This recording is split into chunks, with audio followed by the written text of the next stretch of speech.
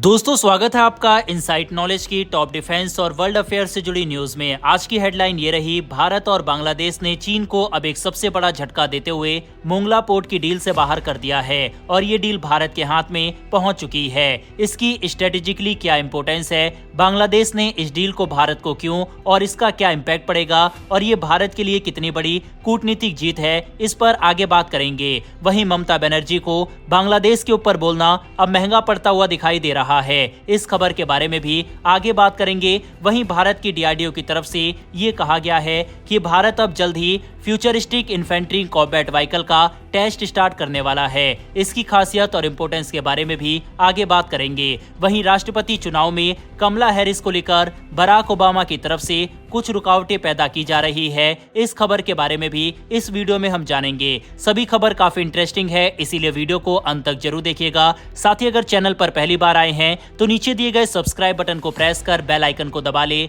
जिससे हमारी daily defence और वर्ल्ड अफेयर से जुड़ी ऐसी वीडियो आप तक सबसे पहले पहुंच सके। तो चलिए शुरू करते हैं इस वीडियो को। पहले दोस्तों बात करते हैं बांग्लादेश की तरफ से आ रही खबर से। सबसे पहले आप स्क्रीन पर रेफरेंस के लिए वियोन का आर्टिकल देख सकते हैं, जिसमें साफ साफ लिखा हुआ है, India stuns China in Bangladesh wins right to operate terminal of Mongla port, यानी कि मोंगला पोर्ट जो कि बांग्लादेश के अंदर स्थित है, उसकी टर्मिनल राइट अब भारत को मिल चुके हैं। ये चीन के लिए एक बहुत बड़ा झटका माना जा रहा है। हालांकि ये डील भारत को ही मिलने वाली है, इसका अंदाजा हमने 3-4 दिन पहले ही लगा लिया था, क्योंकि जिस तरह से चीन और बांग्लादेश के रिश्ते बिगड़ रहे हैं और हाल ही में बांग्लादेश की प्रधानमंत्री जब चीन के दौरे पर गई थी तो वहां से भी काफी सारी कंट्रोवर्सी क्रिएट हुई थी और बीच में उनको दौरा छोड़कर भी आना पड़ा था। इसके अलावा जब से प्रधानमंत्री नरेंद्र मोदी की ओथ सेरेमनी में बांग्लादेश की प्रधानमंत्री आई थी और उसके 1 महीने बाद ही दूसरा दौरे पर भारत का उन्होंने किया था, तब से अब तक न जाने कितनी डील भारत और बांग्लादेश के बीच हो चुकी है। फिर चाहे वह डैम बनाने का प्रोजेक्ट हो, भारत के साथ डिफेंस कॉपरेशन बढ़ाने की बात हो, ट्रेन के कोचेस को चीन की बजाय अब भारत से खरीदा जाना हो, या फिर अब मोंगला पोर्ट, ये सब डील चीन के हाथों से छीनकर बांग्लादेश ने भारत को दे दी है। क्योंकि पहले ऐसी उम्मीद लगाई जा रही थी कि ये डील बांग्लादेश चीन को दे देगा, लेकिन अब श्रीलंका की तरह बांग्लादेश से भी चीन का पत्ता कटता हुआ दिखाई दे रहा है। आपको बता दें, मोंगला पोर्ट का ये राइट मिलना भारत के लिए स्ट्रेटेजिकली बेहद इंपॉर्टेंट साबित होगा और इससे चीन की मौजूदगी बांग्लादेश में होने से भारत ने बचा लिया है। ये खबर इसलिए और भी ज्यादा इंपॉर्टेंट बन जाती है क्योंकि अभी हाल ही में भारत को सितवे पोर्ट जो कि म्यांमार के अंदर है, उसका भी कंट्रोल मिला है। हालांकि इस सौदे की पूरी जानकारी अभी तक सामने नहीं आई है, लेकिन ये भारत का तीसरा बड़ा कदम है जब उसने विदेशी बंदरगाहों के संचालन में सफलता हासिल की है। इससे पहले भारत ने ईरान के चाबहार और म्यांमार के सितवे बंदरगाहों में भी ऐसा किया था। मीडिया रिपोर्ट्स के मुताबिक मोंगला पोर्ट के टर्मिनल का संचालन इंडियन पोर्ट ग्लोबल लिमिटेड यानी IPGL करेगी। आपको बता दें, चीन की मैरीटाइम सिल्क रोड पहल के लिए बहुत महत्वपूर्ण है। पाकिस्तान के ग्वादर से लेकर पूर्वी अफ्रीका के जिबूती तक चीन ने अलग अलग बंदरगाहों में भारी निवेश किया है। इसके मुकाबले भारत इस क्षेत्र में अब तक कमजोर रहा है। उदाहरण के लिए दुनिया के शीर्ष 10 कंटेनर ट्रैफिक बंदरगाहों में कोई भी भारतीय बंदरगाह शामिल नहीं है, जबकि चीन के 6 बंदरगाह इसमें शामिल है। लेकिन अब भारत धीरे धीरे इस क्षेत्र में अपने कदम मजबूत कर रहा है। अब भारत भी पश्चिम और पूर्वी हिंद महासागर के महत्वपूर्ण समुद्री स्थानों पर अपना प्रभाव बढ़ाने की कोशिश कर रहा है और क्षेत्र सुरक्षा में अपनी भूमिका को मजबूत कर रहा है। बंदरगाहों का कंस्ट्रक्शन और कंट्रोल एक प्रकार की पोर्ट डिप्लोमेसी है जिसमें राष्ट्रीय शक्ति का उपयोग होता है और चीन ने इसमें बहुत सफलता पाई है। लेकिन भारत की पकड़ अब ओमान के डक्कम पोर्ट, इजराइल के हाइफा पोर्ट, म्यांमार के सितवे पोर्ट, बांग्लादेश के मोंगला पोर्ट, ईरान के चाबहार पोर्ट और ग्रीस, फिलीपींस और अन्य देशों से भी भारत संपर्क में है और अपनी पोर्ट डिप्लोमेसी को मजबूत करने में लगा हुआ है। भारत की सफलता के लिए कमेंट बॉक्स में एक जय हिंद जरूर लिखिएगा। बढ़ते हमारी अगली खबर की तरफ और ये खबर भी बांग्लादेश से निकलकर सामने आ रही है। दरअसल दोस्तों, हाल ही में हमने आपको ये जानकारी दी थी कि बांग्लादेश में हो रहे राइट्स वगैरह को लेकर भारत की वेस्ट बंगाल की चीफ मिनिस्टर ममता बनर्जी की तरफ से एक कंट्रोवर्शियल बयान दिया गया था, जिसमें उन्होंने कहा था कि अगर हमारे दरवाजे पर कोई आता है तो हम उन्हें शरण देने के लिए तैयार हैं। यानी कि कोई भी बांग्लादेशी लोग वेस्ट बंगाल में एंट्री चाहते हैं तो हम उनके लिए दरवाजा खोल देंगे। अब उनके इस बयान के बाद काफी बवाल मचा था और भारत के अंदर भी काफी ज्यादा क्रिटिसिज्म ममता बनर्जी को झेलना पड़ा था, जो कि सही भी है क्योंकि ऑलरेडी भारत बांग्लादेश से आए इलीगल माइग्रेंट से परेशान है और अब इस तरह का न्योता देना कि बांग्लादेशी लोग भारत में आ सकते हैं, इससे भारत की समस्या और भी बढ़ती और ये हमारी इंटरनल सिक्योरिटी के लिए भी एक बहुत बड़ा खतरा था। लेकिन अब इसके ऊपर बांग्लादेश की तरफ से भी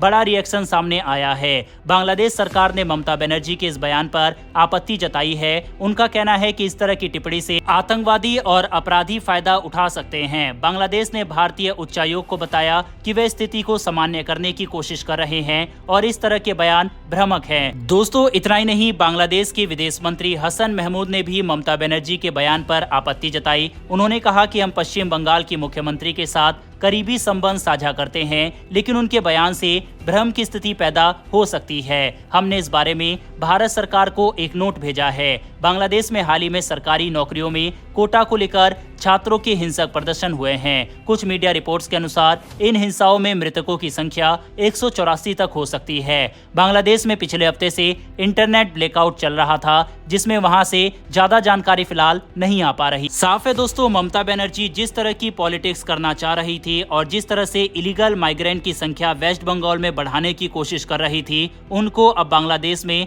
खुद ही उल्टा तमाचा मार दिया है। अपने वोटर बैंक की संख्या को बढ़ाने के लिए भारत की सिक्योरिटी से खिलवाड़ करना की ममता बनर्जी की कोशिश बेकार साबित हुई। बहरहाल दोस्तों, बांग्लादेश की तरफ से की गई आपत्ति सही है या नहीं, इस पर अपनी राय कमेंट बॉक्स में लिखकर बताइएगा। बढ़ते हमारी अगली खबर की तरफ। ये खबर दोस्तों डिफेंस सेक्टर से निकलकर सामने आ रही है और ये न्यूज भारत के फ्यूचरिस्टिक इन्फेंट्री कॉम्बैट व्हीकल यानी FICV को लेकर है।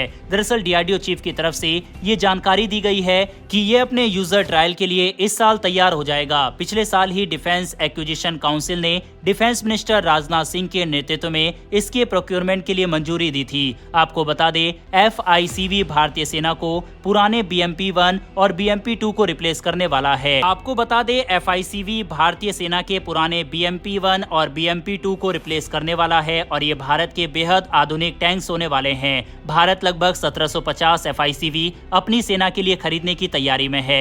ये खास लड़ाकू वाहन दुश्मन के टैंक को तबाह करने और सैनिकों की आवाजाही के लिए उपयुक्त होते हैं। सेना ने इसकी जरूरत बताई है और स्वदेशी FICV के लिए 2021 में ही RFI जारी की गई थी। भारतीय सेना ने जानकारी दी है कि इस तरह के वाहनों को पूर्वी लद्दाख, रेगिस्तान और विषम स्थानों पर तैनात करने की योजना है। सेना इसके जरिए चीन और पाकिस्तान को कड़ा संदेश देगी। बताया जा रहा है कि FICV प्रोजेक्ट पर लंबे समय से काम हो रहा था और सैनिकों को लाने ले जाने व दुश्मन के टैंक तबाह करने में सक्षम इस वाहन की जरूरत हाल ही में लद्दाख में चीन से हुए विवाद के दौरान भी सामने आई थी।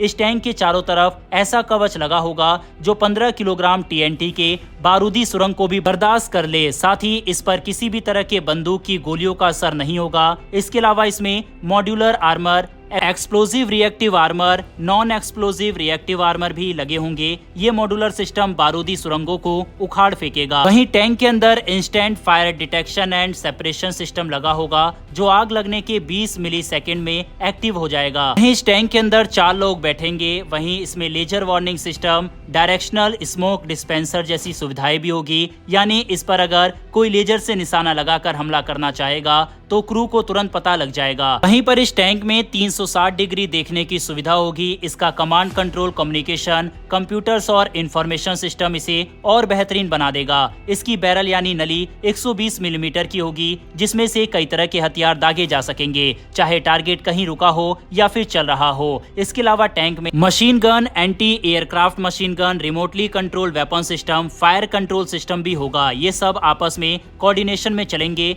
गोला लोड करने का सिस्टम पूरी तरह से ऑटोमेटिक होगा ताकि गोला भरना ना पड़े। कुल मिलाकर दोस्तों देखा जाए तो भारत का ये टैंक काफी अत्याधुनिक है और अब इसका ट्रायल इस साल के अंत से शुरू हो जाएगा और जल्द ही भारतीय सेना में यह आने के लिए तैयार हो जाएगा। देखा जाए तो भारत की DRDO अपने फ्यूचर हथियारों को धीरे धीरे पूरी तरह से तैयार करने की स्थिति में पहुंच चुका है। जैसा कि हमें पता है कि हाल ही में भारत ने BMD का टेस्ट किया था, जिसके ऊपर डेडिकेटेड वीडियो मैं अगली बनाने वाला हूं, जिसमें किस तरह से ये काम करता है, चीन और पाकिस्तान के थ्रेट को ये किस तरह से काउंटर करेगा और क्यों ये भारत को एक अभेद किले के रूप में बदल देगा, इसके बारे में आपको अगली वीडियो में बताऊंगा। वहीं अब FICV को लेकर न्यूज आ रही है। इसके अलावा सुखोई को सुपर सुखोई और 5th जनरेशन बनाने के लिए ऑलरेडी भारत 63,000 करोड़ की डील कर चुका है। साफ है दोस्तों, भारत अब अपने फ्यूचरिस्टिक वेपन की तरफ तेजी से बढ़ रहा है और अपनी ताकत को इंक्रीज कर रहा है।